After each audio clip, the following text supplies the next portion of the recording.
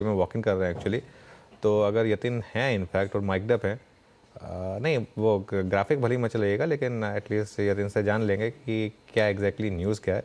चलिए वो जानने की कोशिश करेंगे, क्योंकि इस समय का ये stock of the moment Aurobindo Pharma ही है।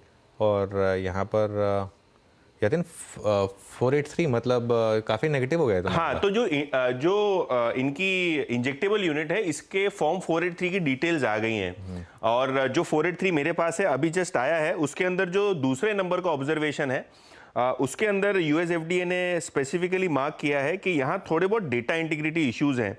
आज अगर मैं एज इट इज़ इसको पढ़ूँ तो आपको पता चलेगा कि यूएसएफडीए ने कहा है कि लैब रिकॉर्ड ने complete data derive from all test include ही नहीं किए। मतलब जो लैब की टेस्ट रिपोर्ट होती है और जो डेटा आपको डालना होता है वो आधे अधूरे या तोड़ मड़ोड़ के उसको डाला गया था।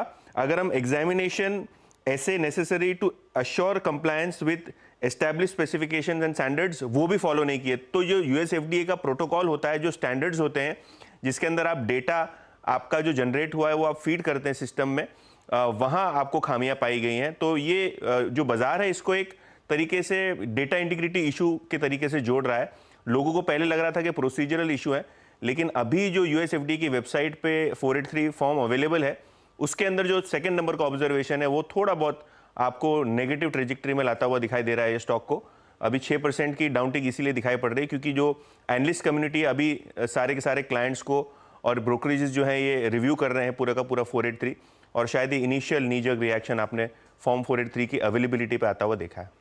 चलिए, तो कुछ देर में इसको फ्लैश भी कराएंगे। यतिन, आपसे रिक्वेस्ट करूंगा कि एक बार जरा टिकर पे जाके बताइए कि क्या एग्जैक्ट लाइंस हैं जिसकी वजह से ये स्टॉक डाउन है। लेकिन आज के स्टॉक्स ऑफ द डे, हाँ, तो स्टॉक्स ऑफ द डे की बात करें स्पेसिफिकली तो नाल्को थर्ड क्वार्टर का एबिटा बहुत ही बेहतरीन रहा है। और अगर हम ऑपरेशनल नंबर्स देखें तो काफ़ी अनुमान से बेहतर नतीजे आए हैं, जिसके बाद शेयर में लगभग 5% की आपने तेज़ी देखी है। ऑपरेशनली अगर हम देखें तो मार्जिन में काफ़ी अच्छा सुधार आया है, 66% एबिटा बढ़ता हुआ थर्ड क्वार्टर में आता हुआ दिखाई पड़ा है। सिमिलरली एनबीसीसी के भी मार्जिन लगभग आधे % बढ़ के आए हैं और एबिटा में लगभग 23% की ग्रोथ है, जिसके बाद स्टॉक में लगभग 5% का आपने मोमेंटम आता हुआ देखा है। एनबीसीसी ये स्टॉक ऊपर के लेवल से करेक्ट भी हुआ था, लेकिन अब नतीजों के बाद एनबीसीसी के शेयर में भी आप तेजी देख पा रहे हैं। और तीसरा जो स्टॉक है वो है गुजरात गैस। रिजल्ट्स थोड़े बहुत डिसअपॉइंटिंग आपको दिखाई पड़े हैं। एबिटा लगभग 20% नीचे है और जो वॉल्यूम्स हैं यहाँ भी आपको कमी आती हुई दिखाई पड़ी है, जिसके बाद शेयर में लगभग 3% का डाउनटिक देखा है। One of the top F and O losers आज गुजरात गैस बना हुआ है। बिल्कुल यतिन, बहुत बहुत शुक्रिया। मीनवाइल मार्केट में ठीक ठाक रिकवरी देखने को मिलेगी आपको इस समय, और ख़ास तौर से बैंक निफ्टी में अब 400 पॉइंट नीचे रह गया 45,100। एक बार डे हाई और डे लो देख लेते हैं निफ्टी बैंक में, और अब मेरे ख्याल से डे हाई के काफ़ी करीब है हम। एक बार ओके, 45146 ये इस समय बैंक निफ्टी का इंटरडे हाई है और उसके काफ़ी करीब है हम। और अगर ये क्रॉस होगा तो मेरे ख्याल से थोड़ी सी मार्केट में शॉर्ट कवरिंग बढ़ेगी, क्योंकि अगर आपने सुबह सुबह शॉर्ट कर दिया ग्लोबल मार्केट देखकर, तो एक बार के लिए वहाँ पर शॉर्ट कवरिंग की पॉसिबिलिटी है। और थोड़ा सा मोमेंटम 45,160 तो 45,175, अब हम डे हाई पर आ गए हैं बैंक निफ्टी में, तो इतना ख़राब नहीं है। जब भी आप एक सुबह सुबह मूड बना लें ये देख कर कि मार्केट ख़राब है, इनफैक्ट ये काफ़ी शानदार रिकवरी है वीरू। मैं एक चीज़ कहूँगा, इवन मिड कैप देखिए आप, मिड कैप भी बहुत शार्पली अपने लॉसेस कट कर रहा है। और अब इंटरेस्टिंग होगा और बैंक निफ्टी अगर ग्रीन में आ जाए तो, बाई चांस, मतलब अभी तो खैर दिल्ली दूर है, लेकिन 300 पॉइंट ही नीचे, तो जो सुबह सुबह एक मूड बन रहा था, एक लग रहा था कि कहीं बैंक निफ्टी 1000 पॉइंट ना गिर जाए, उसके सामने शुरुआत थोड़ी सधी हुई, इसका थोड़ा फ़ायदा मिला। पीएसयू बैंकों ने रिकवर करना शुरू किया और अब थोड़ी सी मार्केट में मैं कह रहा हूँ कि ये देख रहा हूँ कि रिकवरी आ रही है। ये काफ़ी इंटरेस्टिंग चीज़ है। बिल्कुल रिकवरी आ रही है। एसबीआई एट ऑल मतलब at day high strong recovery यहाँ पे है।